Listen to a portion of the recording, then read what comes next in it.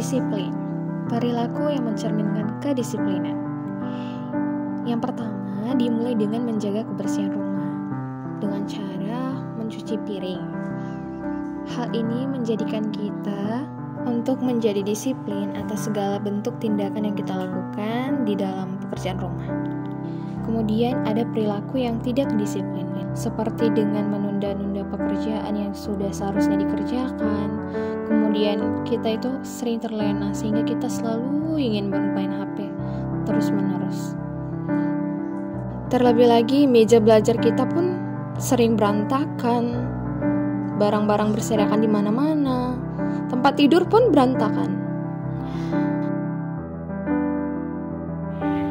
Kesimpulannya adalah, disiplin merupakan hal yang penting dalam pembentukan karakter. Bila kita tidak disiplin, maka kita akan menyia-nyiakan waktu dan beberapa kegiatan akan terbengkalai.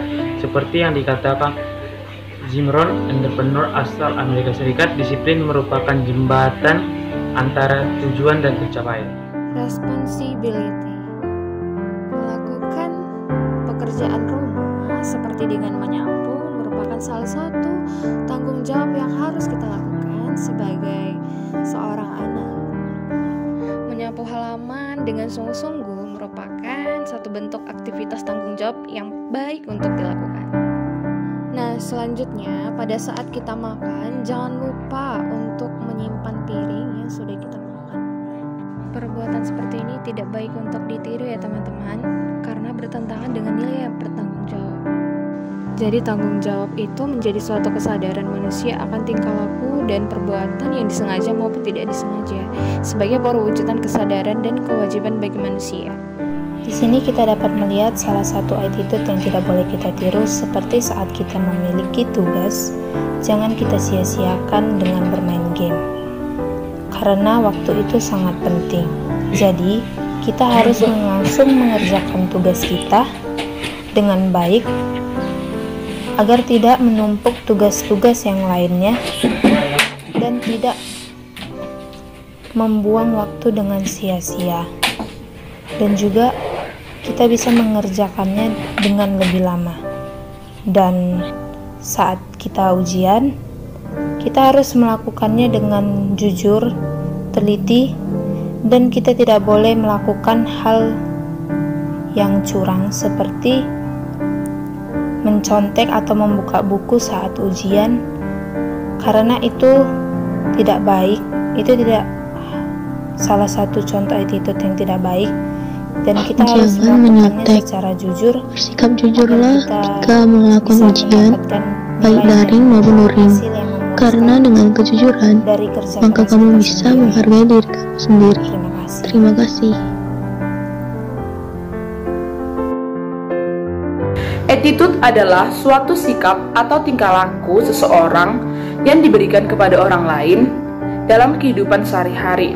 Nah, jadi attitude itu masih terbagi menjadi dua, yaitu attitude yang baik dan attitude yang tidak baik. Apa aja sih contoh-contoh attitude yang tidak baik dan attitude yang baik?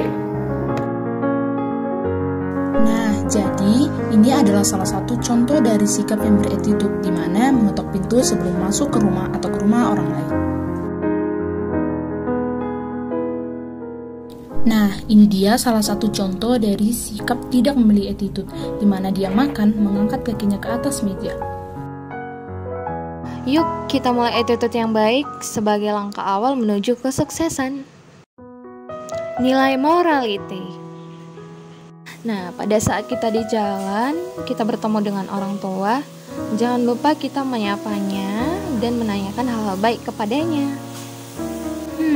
Tapi jangan melakukan perbuatan seperti ini ya, dengan membuang sampah sembarangan, karena bertentangan dengan nilai morality. Jadi, dapat kita simpulkan, seperti dari video yang kita tonton sebelumnya, morality itu sangat perlu dilaksanakan dalam kehidupan sehari-hari. Karena tanpa sikap morality, kita tidak dapat menjadi seorang pemimpin yang bijak, baik masa sekarang maupun di masa datang. Dedikasi. Dedikasi merupakan pengorbanan tenaga, pikiran, dan waktu demi mencapai suatu tujuan. Contoh sifat yang tidak menerapkan nilai dedikasi, yaitu tidak menghargai waktu dan malah bersifat malas-malasan. Jadi tidak baik untuk ditiru ya teman, karena Lebih baik kita mengerjakan tugas terlebih dahulu agar pekerjaan terasa selesai untuk dilaksanakan. Oh iya, jangan lupa untuk menjauhkan hal-hal yang dapat mengganggu fokus pada saat kita sedang bekerja, agar kita dapat melaksanakan tugas kita dengan penuh tanggung jawab. Tapi pada dasarnya kita lebih sering menunda-nunda pekerjaan, saking asiknya bermain handphone, sampai kita lupa untuk melaksanakan tugas yang seharusnya kita kerjakan. Akhirnya waktu kita habis terbuang dan kita pun jadi lelah dan ingin tidur. Di sini kan ada 4 data yang diberikan dari Januari sampai April. Kita untuk mencari totalnya kita bisa gunakan rumus yang udah diberitahu kemarin mengenai sum, baru kita blok dari atas sampai bawah. Nah, hal tersebut merupakan sebuah dedikasi yang sangat perlu untuk dilakukan. Walaupun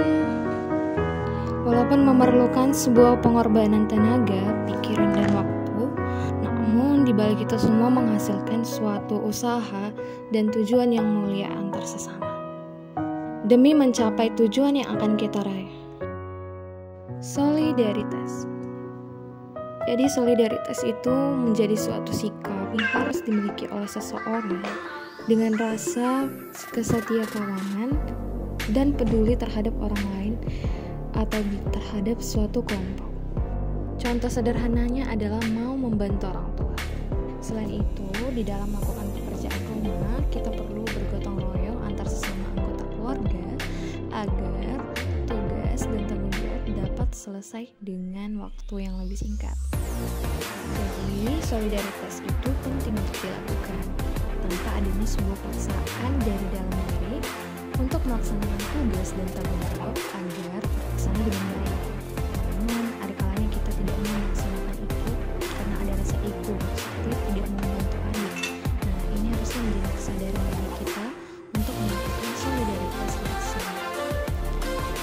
Tunjukkan rasa solidaritas itu dari sekarang, karena kita sukses karena ada support dan dukungan dari orang lain.